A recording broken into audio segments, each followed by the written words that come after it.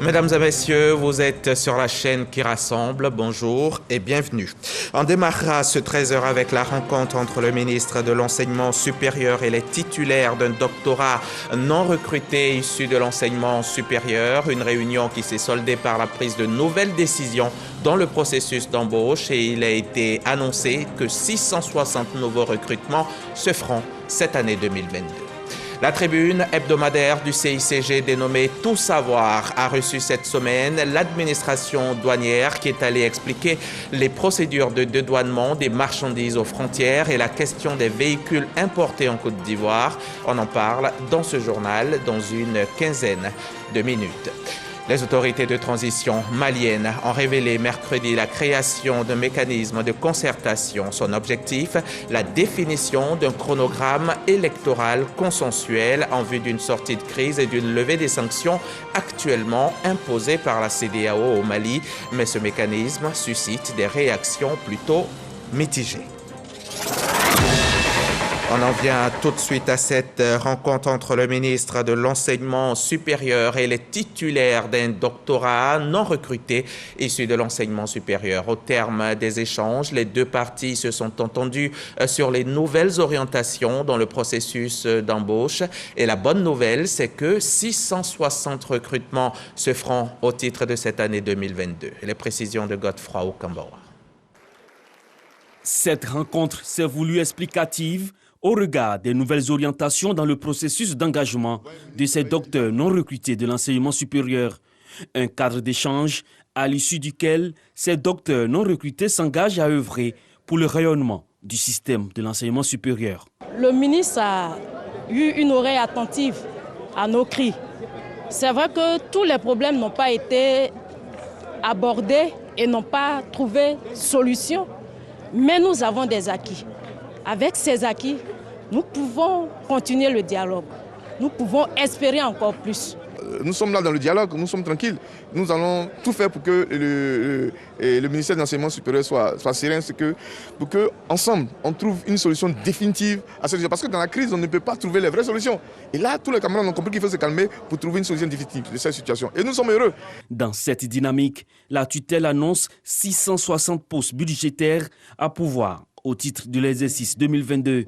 Le ministre Adama Diawara a rassuré sur la transparence dans le processus de recrutement. En l'occurrence, 450 postes en termes de recrutement nouveau et de contrat pour ceux qui auraient dépassé l'âge d'entrée à la fonction publique et 210 postes de glissement catégoriel pour ceux qui sont déjà fonctionnaires et qui ont obtenu leur doctorat. Cette année, nous allons faire en sorte que les choses soient jugées, en tout cas, un peu plus transparentes que ce qu'on fait d'habitude.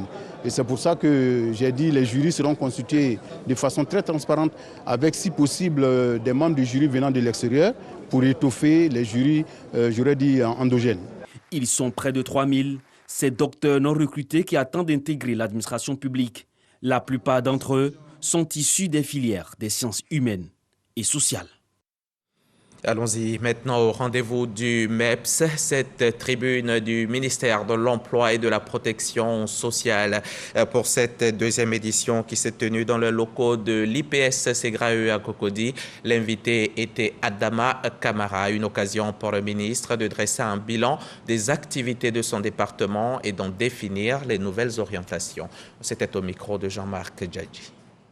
C'est devant un parterre de journalistes et de directeurs de structures sous tutelle que le ministre Adama Kamara expose sur le bilan 2021 des activités de son département.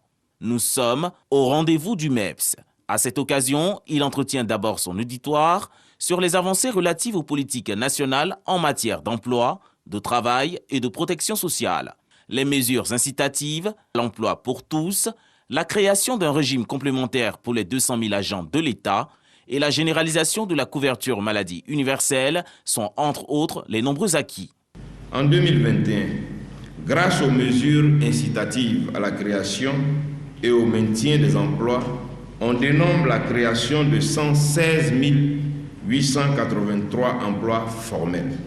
La mise en place en 2019 du régime de retraite complémentaire par capitalisation.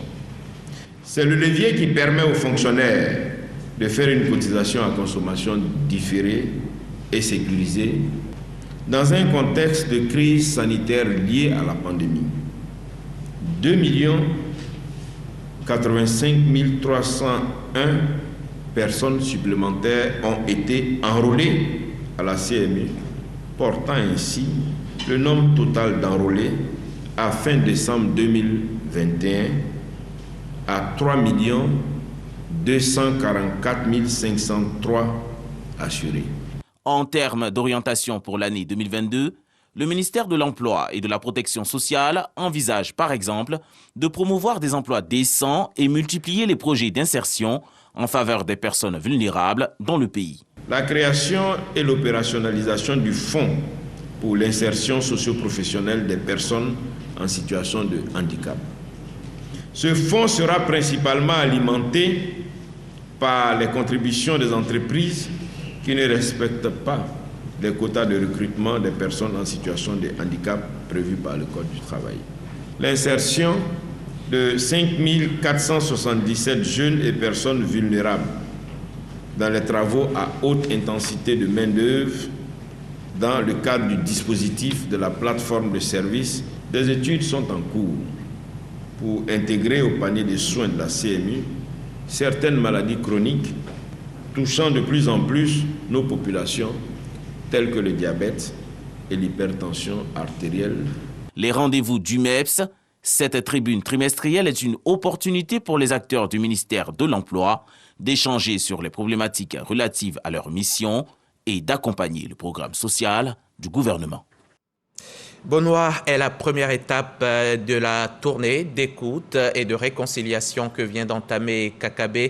Le ministre de la Réconciliation et de la Cohésion nationale passera 2 jours dans cette ville de la région du Sud, Comoé, hier vendredi et aujourd'hui samedi. 48 heures donc pour entendre les populations, les écouter sur divers sujets et tout ce qui pourrait contribuer à la consolidation d'un climat apaisé. Abou Sanogo, de retour de Bonois. Bonois, ville du département du Sud Comoé, située au nord-est du Grand Bassam. Bonois est le plus grand village abouré par la superficie et par la population. C'est dans cette ville que le ministre de la Réconciliation et de la Cohésion nationale, Kwadjo Konabertin, a entamé une tournée d'écoute des populations. Après les civilités au sous-préfet de Bonois, Kwadjo Konabertin s'est rendu à la cour royale. Moment de partage et d'échange avec le roi, la notabilité, les élus cadres de la région. Depuis quelque temps, les nouvelles qui nous parviennent de Bonois ne nous rassurent pas. Qu'est-ce qui se passe à Bonois? Quelles sont les raisons qui expliquent les nouveaux comportements qu'on nous rapporte à Abidjan? Voir ensemble quelles sont les voies et moyens et les mesures à prendre pour redorer le blason de cette localité de Bonois. Le décor étant planté, place aux échanges qui se sont déroulés dans un bel esprit. Le peuple abouré a saisi l'occasion pour faire part de ses préoccupations et veut bénéficier des retombées de la croissance économique du pays. Il a réaffirmé son soutien au chef de l'État, Alassane Ouattara. Tout ce qui s'est dit, c'est à cœur ouvert, avec sincérité, avec loyauté. Et je crois que le ministre qui a écouté cela, qui a entendu les voix de ceux qui ont parlé ce matin, a dû se faire déjà une bonne idée. Moi, je pars de cette réunion très satisfait, très content parce que nos parents n'ont rien caché. L'objectif de cette rencontre est de redorer le blason de la ville de Bonois. Je repars satisfait et j'ai entendu de belles choses. Bonois m'a dit ne rien avoir contre le président de la République, Alassane Ouattara. Bonois m'a même mis en mission pour que j'organise, je leur trouve une audience, un rendez-vous avec le chef de l'État. Ce que nous recherchons, c'est que la Côte d'Ivoire redevienne la Côte d'Ivoire d'hier, sur l'ensemble du territoire. Une Côte d'Ivoire paisible, un havre de paix. Pendant 2 jours, le ministre de la Réconciliation et de la Cohésion nationale, Kwadjo Konabertin, séjournera à Bonois. Il échangera avec toutes les couches de la ville. Un reportage d'Abou Sanogo avec la collaboration technique de Richard Vao. Soro Moussa David est le président de la CNMAEP, la Commission nationale du mécanisme africain d'évaluation des pairs. Lui aussi a entamé une tournée. Soro Moussa David fait le tour des structures de bonne gouvernance. C'est l'inspection générale d'État qui lui a ouvert ses portes il y a quelques jours. Et hier, c'est à la haute autorité de la bonne gouvernance qu'il est allé parler stratégie de lutte contre la corruption. C'était en présence d'Issa Chonayeo. À la tête de la Commission nationale du mécanisme africain d'évaluation par les pairs, CNMAEP, depuis le 8 décembre 2021, le professeur Soro Moussa David a entrepris une tournée dans les structures de bonne gouvernance et de lutte contre la corruption. Ce vendredi, il était à la haute autorité pour la bonne gouvernance, dirigée par Ngolo Koulibaly. La haute autorité pour la bonne gouvernance et la Commission nationale du mécanisme africain d'évaluation par les pairs ont des chantiers communs. Il était important de passer pour que nous puissions parler de ces chantiers et renforcer notre collaboration dans le cadre de la mise en œuvre de ces chantiers. Les chantiers anciens, mais également les chantiers nouveaux. CNMAEP, haute autorité, nous devons travailler la main dans la main. Nous devons utiliser les moyens de l'État de manière concertée pour avoir plus d'efficacité, plus d'efficience. Il y a des anciens de la CNMAEP qui sont à la haute autorité. Cela va faciliter le travail que nous allons faire ensemble. Avant la haute autorité pour la bonne gouvernance, le président du MAEP a échangé avec son homologue de l'inspection générale d'État. Il se trouve que les deux structures ont des missions plus ou moins communes sur certains points. D'également décliner la petite idée que je me fais du programme au titre de l'année 2022. Et il était important de venir le soumettre pour qu'il puisse me donner les conseils et les orientations nécessaires, ce qui a été fait. Nous avons échangé sur la bonne gouvernance parce que vous savez qu'actuellement c'est un élément très important de conduite politique, pas seulement pour la Côte d'Ivoire, mais à travers le monde. Et le président de la République, Alassane Ouattara, y tient fermement. Le MAEP est un instrument aussi essentiel pour cette bonne gouvernance. Donc nous avons échangé sur ce que nous devons faire dans le cadre des objectifs du président de la République. Le président du MAEP, Soro Moussa David, a promis rencontrer d'autres structures en charge de la bonne gouvernance en Côte d'Ivoire. Un reportage signé Issa Ayeo. Et si on faisait maintenant un tour dans les airs, le secteur aérien en Côte d'Ivoire prend son envol. Pour son décollage, des hommes de qualité sont formés et c'est à l'INPHB que la formation a lieu, précisément au centre de formation au métier de l'aéronautique. L'INPHB, l'Institut national polytechnique Félix Houphouët-Boigny. Après donc plusieurs mois d'une formation pointue, théorique et pratique, la Côte d'Ivoire a ses premiers diplômés en master en management aéronautique. Le ministre des Transports a fait le déplacement de Yamoussoukro à la remise des diplômes. Kader Sogodogo y était aussi. Les premiers spécialistes en airline management formés en Côte d'Ivoire sont désormais aptes à exercer après 2 années de formation à l'Institut national polytechnique Félix Houphouët-Boigny, INPHB de Yamoussoukro. Cette formation est la volonté de cet institut et de l'École nationale d'aviation civile de Toulouse de donner un autre tournant à la Côte d'Ivoire dans le domaine. 25 auditeurs de Air Côte d'Ivoire, 3 de la Sodexam et 2 de l'ANAC.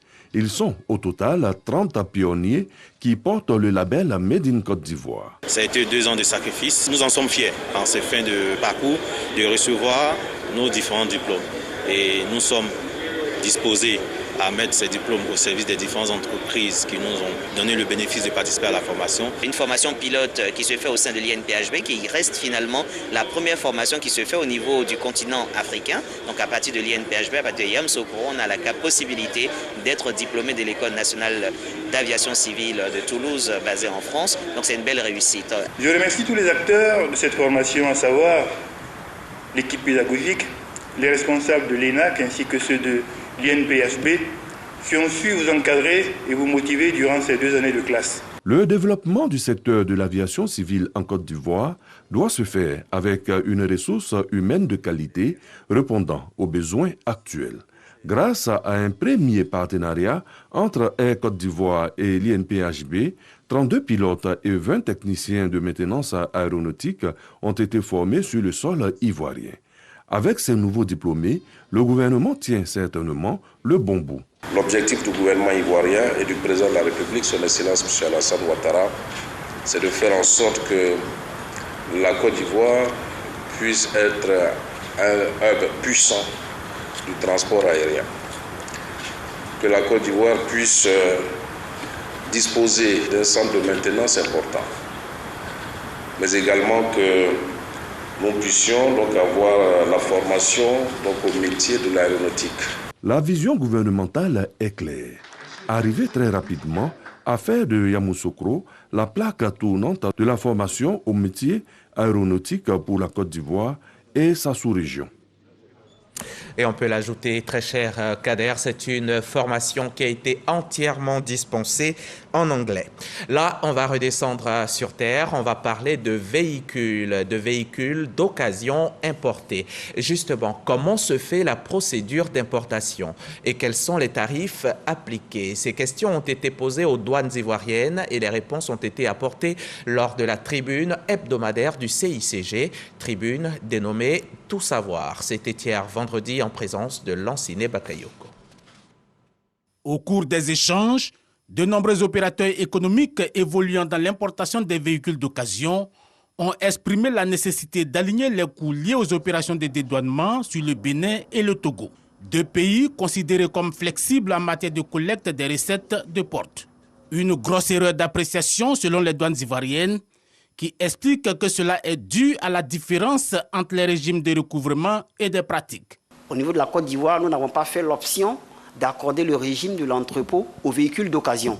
On a réservé effectivement ce régime douanier-là aux seuls véhicules neufs, ce qu'on appelle les concessionnaires, ceux qui vendent les véhicules des grandes marques. Donc quand vous les achetez dans ces pays-là, vous les payez hors taxe et vous les acheminez ici, effectivement, pour les dédouaner. C'est ici, à destination finale de ces véhicules-là, que vous payez les taxes.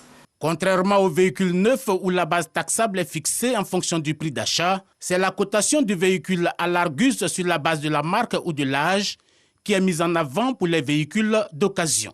À titre d'exemple, les véhicules de tourisme payent 20% de taxes, les véhicules utilitaires et de transport de marchandises 10%. Pour les véhicules à usage spéciaux comme les engins lourds, le droit de douane est fixé à 5%. Si le véhicule est d'un certain âge, 4 ans, il va coûter moins cher qu'un véhicule, par exemple, qui a 6 ans. Si un véhicule a 2 ans, il va coûter plus cher qu'un véhicule qui a 3 ans. Donc, en fonction donc, de l'âge, le véhicule donc, va avoir une certaine cote. Pas de panique pour les usagers. Des voies de recours existent pour contester la valeur attribuée aux marchandises. La saisine peut être orientée prioritairement vers le comité d'arbitrage de la valeur, une instance logée au sein de l'administration douanière.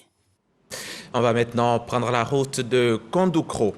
À bord d'un véhicule neuf ou d'occasion, on vous le dira une autre fois. Nous sommes donc à Kondoukro, un village de Djebonois au centre de la Côte d'Ivoire. La localité abrite de nombreux bénéficiaires du projet Filets sociaux productifs. Des bénéficiaires qui investissent dans des activités génératrices de revenus. Une fierté pour la ministre de la Solidarité et de la lutte contre la pauvreté. Belmonde Dogo s'est rendue sur place pour les en féliciter et les encourager. Charles Tatou, RTI Boaké. Activité de groupement d'associations villageoises d'épargne et de crédit avec. Nous sommes à Kondoukro, localité de Djebonois, région de Gbeke. Ici, les bénéficiaires du projet Filets sociaux inscrivent leur localité dans la dynamique des villages modèles en matière de création d'activités génératrices de revenus, gage de l'autonomisation. L'exemple de Kwaku Amwekan, Marie, membre de l'AVEC, qui a à son actif plus de 700 mètres carrés de culture de tomates et d'aubergines. Quand j'ai commencé à faire, c'est des collectes d'argent de parts. On fait 1 part, 2 parts, 3 parts, jusqu'à 4 à avoir le mois. Dès que vous avez le mois, vous pouvez bénéficier d'un crédit. Et là, j'ai pris 60 000 francs pour commencer mon activité champêtre et ça a bien marché. Comme elle, ils sont nombreux dans le village. Les bénéficiaires du projet Filets sociaux qui fondent leur espoir sur l'AVEC pour la lutte contre la pauvreté. On nous a dit que quand tu es dans l'AVEC, vous épargnez. L'épargne, nous prenons du crédit dedans. Avec le crédit, on fait le travail et on rembourse. Donc j'ai pris, j'ai remboursé, j'ai eu un peu d'intérêt, j'ai repris encore. Deuxième phase là, la tomate que j'ai eu 3 tonnes. Parce qu'avant, je ne pouvais même pas avoir 2 tonnes. Les résultats des activités de l'AVEC de Kondokro sont prometteurs. 3 millions de francs CFA réalisés comme ristourne. La ministre de la Solidarité et de la lutte contre la pauvreté, Miss Belmonde Dogo, dans le village, pour présider la cérémonie de partage de cette épargne. La distribution des dividendes, un bel exemple mobilisant d'autres bénéficiaires à l'adhésion au système d'AVEC. Une visite guidée des activités génératrices de revenus menées dans le village. Nous avons visité un atelier de couture.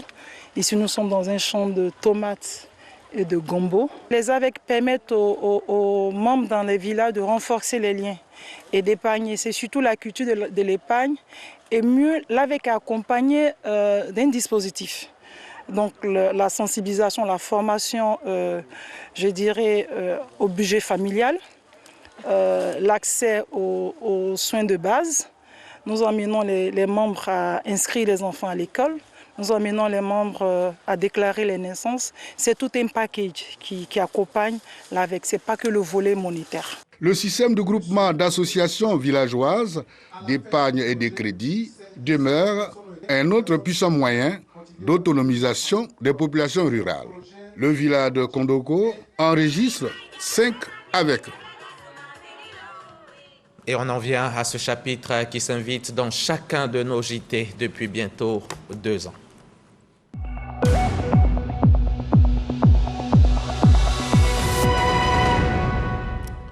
C'est le chapitre coronavirus, ce monstre qui continue de tout bouleverser dans nos vies. Et des morts, des malades depuis tous ces longs mois.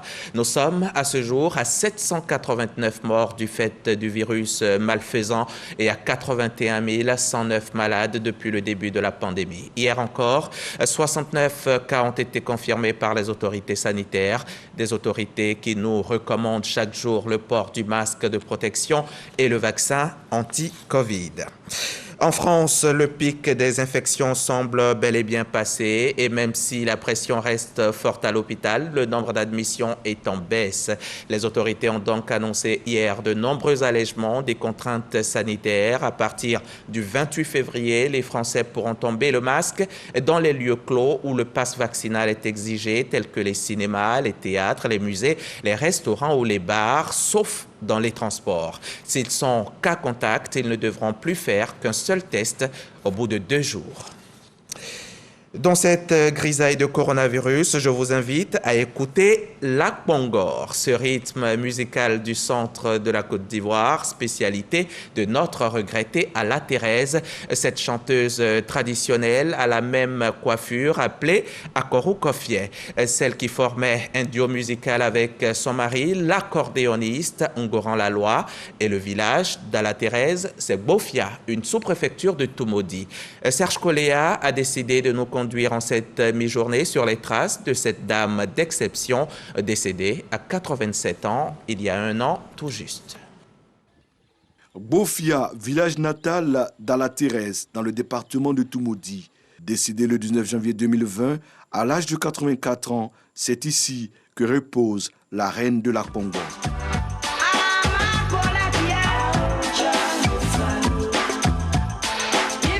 Depuis une 50aine d'années, la prêtresse de la musique tradimoderne baoulée Ala Thérèse a mis le village sous les projecteurs. Aujourd'hui, à Bofia, son nom reste gravé dans les mémoires. Dans la cour familiale, nous rencontrons Kwasi, son petit frère. Les discussions quotidiennes ici tournent autour de sa célébrissime sœur. Mes enfants et moi constituons une partie de la lignée de la famille. Sa renommée nous a permis d'avoir de l'aide et du soutien pour l'organisation de ses funérailles et son inhumation. C'est Allah Thérèse qui nous a fait connaître au monde. Grâce à elle, nous sommes connus aujourd'hui. Bofia compte une dizaine d'artistes tradimodernes reconnus et Allah Thérèse est un modèle et surtout une source d'inspiration. Maman la Thérèse grand congo jaga le chise kania grand contivier yo matama papa sayase awa jaga tama papa sayase yo matama papa sayase. Maman la Thérèse a été vraiment un modèle pour moi, particulièrement parce que étant dans la même famille avec elle, je la voyais faire son activité musicale. Et avec les bonnes choses qu'elle apportait dans la famille, avec les blancs qui la suivaient et partout le monde entier en parlait et tout ça. Donc forcément qu'elle m'a impacté. Moi je fais du tradi moderne chrétien, je fais de la congo bien sûr, mais un peu modernisé, avec d'autres instruments, par exemple la oko et puis le tam-tam aussi. Chaque artiste y va de son style et de son rythme en s'appuyant sur la congo, le genre musical d'Alla Thérèse. Pour garder l'authenticité de la congo et pérenniser l'héritage artistique laissé par la défunte, chacun y met du sien. Prince est le fils de Ngouran Laloua. Bénédicte est la nièce et sosie d'Alla Thérèse. Les deux jeunes ont décidé de réformer le duo Alla Thérèse Ngouran Laloua.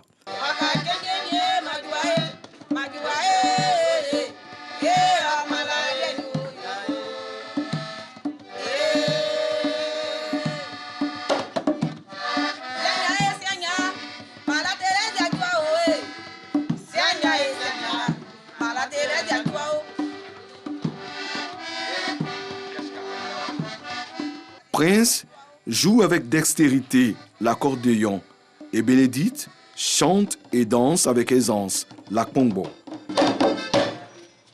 On a décidé de former le groupe pour pérenniser leur œuvre. Voilà. Parce que si on arrêtait de jouer tout d'un coup, on n'allait plus entendre parler d'eux et leur image allait s'éteindre. Donc voilà la raison pour laquelle on a décidé de pérenniser leur œuvre.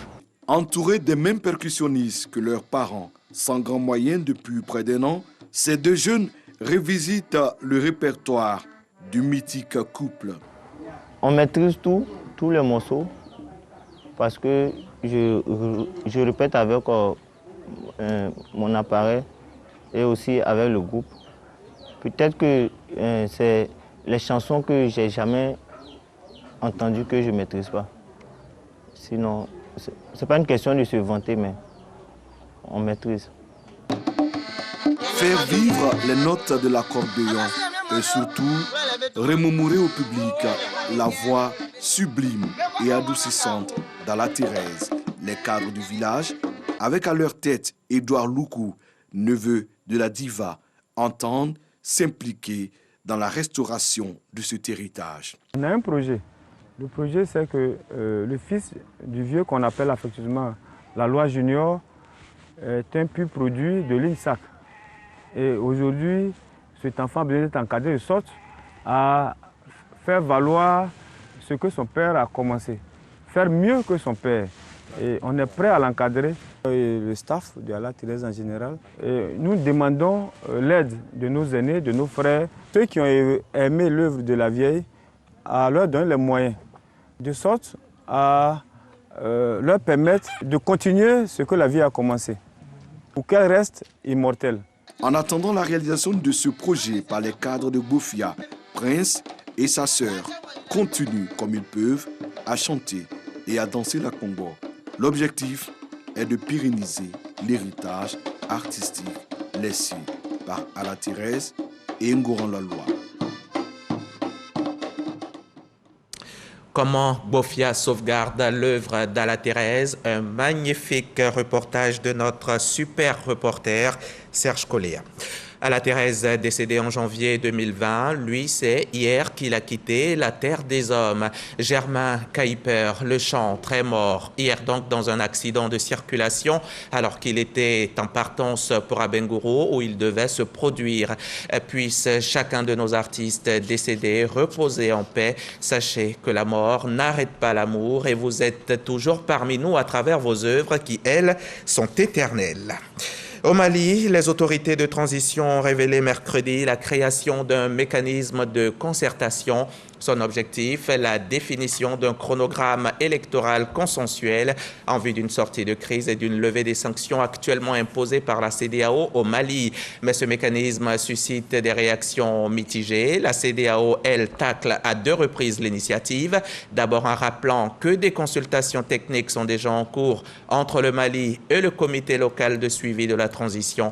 Ensuite en précisant que le groupe de travail ministériel, deuxième organe du mécanisme annoncé par Bamako, n'a pas été mis en place à ce jour. Merci de nous avoir suivis et à demain. Demain, dimanche, la veille du 14 février, jour de l'amour, nous allons recevoir Love Mentor dans le cadre du magazine du dimanche. Elle viendra nous donner la recette pour maintenir la flamme de l'amour allumée dans votre couple. C'est à ne pas manquer. À demain.